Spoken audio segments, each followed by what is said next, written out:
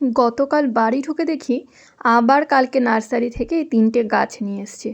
2টো gerbera আর একটা হচ্ছে গাঁদা। এতদিন আমার ঘাড়ে গাছের ভূত চেপেছিল, এখন ওটা ট্রান্সফার হয়ে ওর ঘাড়ে চলে গেছে। তবে জারবেরা দুটো কিন্তু ভীষণ হেলদি ছিল, গাঁদা গাছটাও খুব হেলদি ছিল। ফুল ফুটলে বেশ ভালোই লাগবে এটা ভেবেও মনটা ভালোই লাগছিল।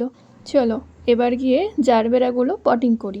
জারবেরা পটিংয়ে একটা বিশেষত্ব আছে, মাটি টবে দেওয়ার আগে মাটির তলায় খিলামকুচি সাথে কিছু বালি দিয়ে নিতে হয়। দেখো 2টো টবে আমরা নিচে খিলামকুচি দিয়ে তারপর একটু বালির লেয়ার দিয়ে নিয়েছি 2-3 ইঞ্চি মতো। এবার আসি মিক্সিংয়ের ব্যাপারে। আমরা তো শীতের গাছ লাগানোর জন্য আগে থেকেই মাটি শুকিয়ে ভালো করে গুঁড়ো করে রেখে দিয়েছিলাম।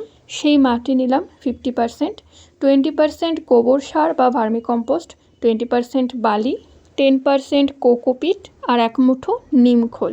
ব্যাস মিশিয়ে নিলাম ভালো করে মাটিটাকে। এবার পটিংয়ের পালা।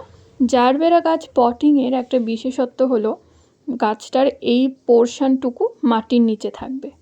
এর ওপরে যদি মাটি চলে যায় তাহলে কিন্তু পচন ধরে যাবে। এর ওপর বলতে গাছে এই লেয়ারটা যেইটুকুনি পর্যন্ত মাটিতে গাঁথা ছিল। কোকোপিট দিচ্ছি দেখেই বুঝে গেছো এই গাছ কিন্তু একটু ময়েশ্চার পছন্দ করে। গাছের মাটিটা একটু ভেজা ভেজা থাকাই ভালো, তবে জল যেন গোড়ায় জমে না যায় সেদিকে খেয়াল রাখতে হবে। 2টো গাছের পটিং কমপ্লিট। এবার টবের মাটিগুলোকে একদম পুরো জল দিয়ে ভিজিয়ে দিতে হবে। গাঁদা গাছের পটিং আর দেখালাম না, একদম সোজা সেম টু সেম, শুধু কোকোপিটটা না দিলেই হবে, কারণ গাঁদা ফুল গাছ কিন্তু একদমই ময়েশ্চার পছন্দ করে না।